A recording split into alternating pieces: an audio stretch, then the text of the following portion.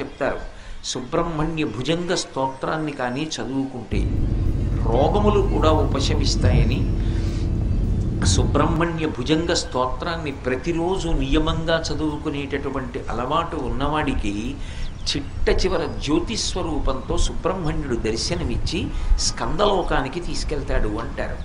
అంత శక్తివంతమైనటువంటి సుబ్రహ్మణ్య భుజంగాన్ని తిరుచెందూరు అని సముద్రపుటున్న ద్రవిడ దేశంలో ఉంది క్షేత్రం. ఆ తిరుచెందూరులో కూర్చుని శంకరాచార్యులు వారు రచన చేశారు. ఆయన ఆ స్తోత్రాన్ని రచన చేసేటప్పుడు మొట్టమొదట విఘ్నేశ్వరుణ్ణి ప్రార్థన చేశారు. ఆ ప్రార్థన చేస్తూ బహు చిన్న శ్లోకాన్ని ఒకదాన్ని ఇచ్చారు. అందులో సదాబాల రూపాపి విఘ్నాద్రిహంత్రి మహాదంతి వక్త్రాపి పంచాస్యమాన్య విధీంద్రాది ముఖ్య విధి